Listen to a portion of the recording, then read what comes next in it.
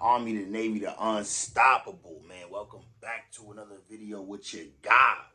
Today, man, we in the New York City. Well, we in my city, man. We in New York City, man. We talking about the final hours of Notti Osama. Now, I'm not too familiar with the story, so we gonna be, you know what I'm saying, getting into it together. I'm gonna talk about it. Anything that I recognize that I want to break down, I'm gonna break down. Y'all know how I give it up in these videos, man. Rest in peace to son, though, man. He was a young nigga out here. So rest in peace to him, and let's get into his story. Spark your spliffies, man. Grab whatever it is you need to get comfortable. We're gonna be here for at least 20 minutes. Let's go. Year-old boy was involved in some sort of altercation down in 137th Street City College Station on the northbound 1 train. Police say the fight between the teenagers started here on the street, close to this park at 138th Street and Broadway at 3 p.m. Saturday. Police say the brawling teens then ran into this nearby subway station, and it ended in bloodshed on the platform of the northbound number 1 subway train. And I see the kid bleeding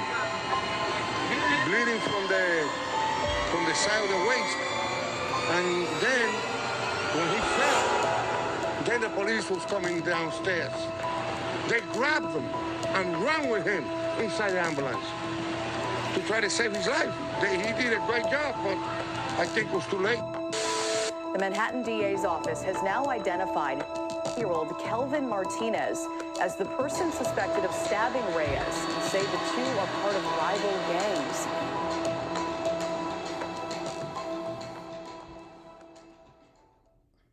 July 9th, 2022. An upcoming rapper by the name of Ethan Reyes, aka Notti Osama, was with his brother, Didi Osama.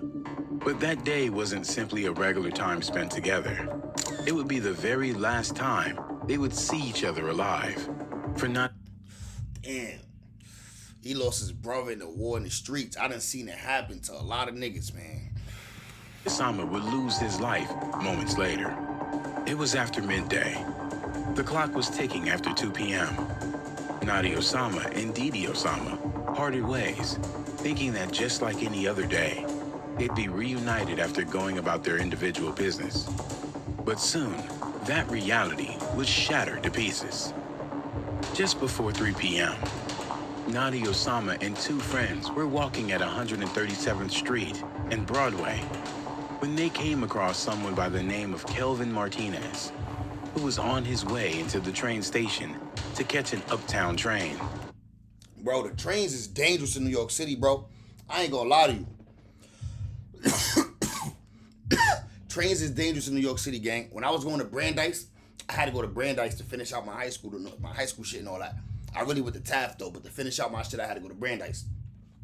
I had to take the train downtown. I used to see mad ops, bro. I used to literally have to bring the pole, sit it on a car tire. You know what I'm saying? Have to do all this, plan this out. Bring the pole, sit it on a car tire that I know gonna be there when I leave so I could grab it and get up out of there. Do all this without being seen by the ops so they don't know where my pole at. Do all this without being seen by anybody, bro. Mad work to go to school, bro. Real shit, I'm telling you, my nigga, like the subways, like, and then after that type of shit, I ain't gonna lie, like, a lot of other situations that happen in the subway that I won't speak on. I told you I got into a lot of subway fights, though. I told y'all that. You might have seen me on World Star back in the day. According to reports, what lit the match about the I was events, whooping ass, though, which were about to erupt, was a gang feud between Notti Osama's affiliation and those of Martinez. The tensions were escalating over recent weeks, and it was at a boiling point. With Notti spotting his rival, it was almost inevitable what would happen next. It's sad that at just such a young age, this was the agenda on their minds.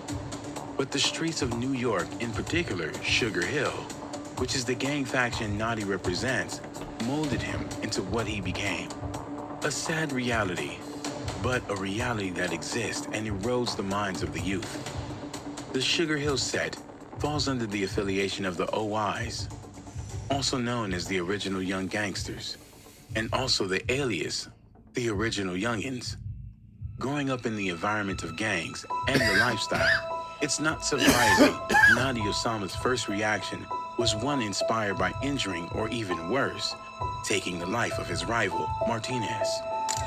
Now, he has the mindset to do harm, and he also got hold of the broomstick as his weapon, which checks off the box for an altercation waiting to happen. Notti Osama and his friends first got into a heated verbal confrontation with Martinez outside of the subway station, before things went south and they proceeded to chase Martinez into the station, where they cornered him at the north end of the platform. That's the thing about running into the train station. You run into the train station, my nigga. If it ain't no train coming, nigga, if you ain't catching no train, nigga, you're trapped. Unless it's another exit to the train station. You know what I'm saying? Like, certain train stations got 2 exits. Like, you can run over here and it's an exit that way. So run it. Nigga, if you running into a train station and there's no exit in that train station and you getting ran down by mad niggas, that was the wrong decision. You gotta know that. You gotta move smart.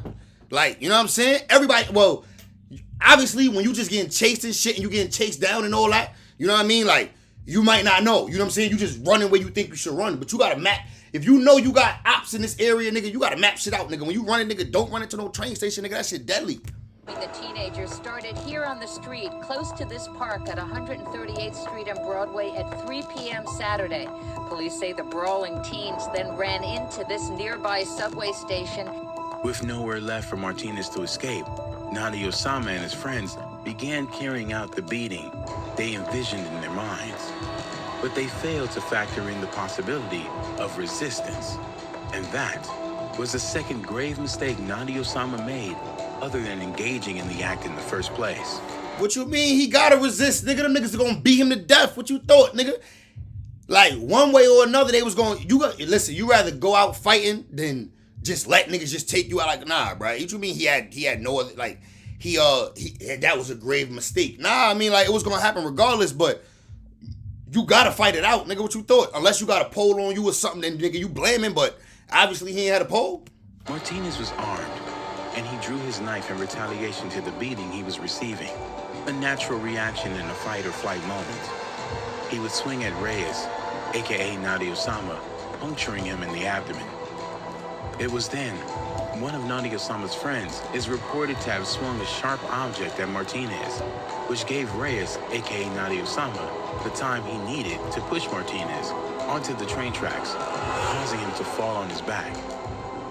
Martinez, seeing the distance from the fall as a way to get out of the situation, climbed up and fled the station, leaving a bloody Notti Osama staggering down the platform before collapsing on the staircase. Police officers would receive a call about the stabbing just after 3 p.m., prompting a swift response to the subway station to find a wounded Notti Osama on a northbound 1 train platform. He would be rushed to the Mount Sinai Morningside Hospital, where he, unfortunately, succumbed to his injuries. Police say they got the call just after 3 o'clock, and when they got here, they discovered the 14-year-old boy stabbed in the abdomen on the northbound 1 train platform. They say he was rushed to Mount Sinai St. Luke's, but unfortunately, it was too late. The stab wound did fatal damage upon piercing into his abdomen, puncturing his liver, dooming the young teenager to a life cut short due to the gang pitting the young against each other. The police presence was immense, given the location of the hit and the busy surroundings. Not to mention it was basically broad daylight. The crime scene was cornered off, but that didn't stop concerned citizens from swarming to the location of the altercation. Was there cameras in this train station? I wonder if it was cameras in this train station, because a lot of cameras do be having, a lot of train stations do be having cameras, but then a lot of them don't though. A press conference was held by law enforcement in quick succession to inform the public of their findings, to try and erase the fear of the suspect being on the loose. NYPD Transit Chief Jason Wilcox would state that they have surveillance footage that shows the incident clearly, and the suspect description is known and being searched for. MTA camera footage from that station provided clear images of individuals who were present at the time of the incident.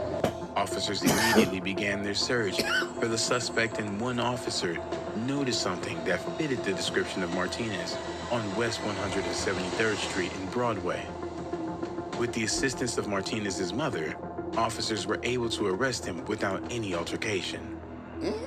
It was there they were better able to examine Martinez, but they found he had suffered injuries to his back and 2 puncture wounds to his left hip.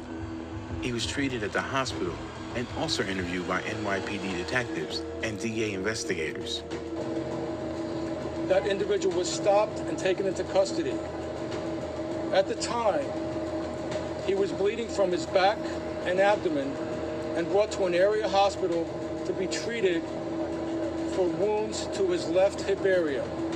2 weapons, a knife and a broomstick wielded in the altercation, was found by law enforcement and seized as evidence for the case. Martinez was charged for the hit and criminal possession of a weapon. Good evening, Jessica. That 15-year-old suspect is being charged with... I think they saying 15. I don't know why they keep blocking that out. I don't know why they keep blocking out the age of the suspect. Like, nah, yeah, we gotta let the people know how young these little niggas is getting it in. Like, these little niggas is out here, nigga, doing this. I mean, it been happening for years, gang. When I was their age, we was on the same type of time, and now these young little niggas is still on this. I don't know what the fuck is wrong with the youth, bro. I don't know what the I don't know what the fuck I was thinking back then. I don't know what these little niggas. Listen, bro, it's New York City, my nigga. We in the mix, bro. Niggas gotta survive. It's really just about survival. I'm gonna keep it a band with you. A lot of these niggas, they don't want to be thugs, but you gotta survive this shit, so you gotta be tough. And criminal possession of a weapon. New York City Mayor Eric Adams was coincidentally in the area promoting an event promoting public safety for children and teens when he caught wind of the tragedy that occurred. After which, he shared his thoughts to news reporters on the scene. New York City Mayor Eric Adams was briefed on the crime while incidentally attending an event promoting public safety for children and teens. And so being here today and hearing about the stabbing really highlights why we need the lights on in schools like this so our children can have a safe space. He would then take to Twitter to try highlighting the situation plaguing the streets of New York, along with his meeting with the community to aid in finding a solution to the bloodshed. Notti Osama, Notti Osama's brother, would be devastated by his brother's passing and couldn't help but place the blame on himself for not being there to change the outcome. Go to the block. Niggas call me, say, yo, Notti got stabbed. Block. I said, what? Like, I was just with him. Yeah. Like, that's why I was shy. Like, real shit. Still thinking, like, what if I stayed? Like, if I just stayed with him no time, he'll really be here today. No cap. They were finally gaining traction in the music industry, making a name for themselves in the next rappers up from the Bronx. The fame was right there, but the money and all that came with it meant nothing now that his brother was gone. I'm supposed to be with bro. It's not with bro, so I don't feel good, bro. Notti Osama's passing affected Notti Osama to the point where he stopped going to school. The vibe was just gone. I can go to indoor school after the situation with my brother. I can go to school. Really? Yeah, bro, the reality is, my nigga, in New York City, bro, when you in high school, nigga, even middle school, but middle school and high school, nigga, is war. Most of the times, nigga, when you in middle school and high school in New York City, you in war. Especially in my era, the 2010s, my nigga. Like, the 2010s, nigga. Like, you gotta go look at some of my story times, my nigga. Like, bro, if you don't want to look at my story times, nigga, just go look at the 2010s New York City, the Bronx, nigga. What was going on, nigga? It was war, bro. This shit is real, my nigga. Like, and this shit's still happening. You would think, like, with technology and all that, everything going on, like, some of this shit would stop. But I ain't gonna lie, like, technology and cameras and the fact that niggas is getting caught for everything that you do out here, don't stop niggas from doing it, no cap. Two were inseparable. Notti Osama would release 2 songs dedicated to his slain little brother. The solo track, Letter to Notti, and a group track titled E4N, which meant everything for Notti. It featured their bro, J Star Balla, along with other affiliates. From that point forward, Notti Osama, along with his loved ones of Notti, like Sugar Hill D-Dot, vowed to keep the legacy of Notti alive and always be the trio known as the Three Demons. Alright, man, there you go. That right there was the final hours of Notti Osama, man. It's wild. It sound like to me like he was like Notti was in the streets and all that, you know what I'm saying? But it sounded like his brother was really like the one. His brother was really like the one that was really out there on it type time, you know what I mean? But it be like that though, you know what I mean? Like, R.I.P. to him, man. You know what I'm saying? You know, he jacking OY and all that. It is what it is.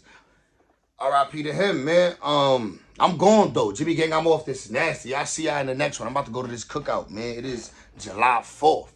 You know, I got to stay dangerous out here, man. I'm going, though.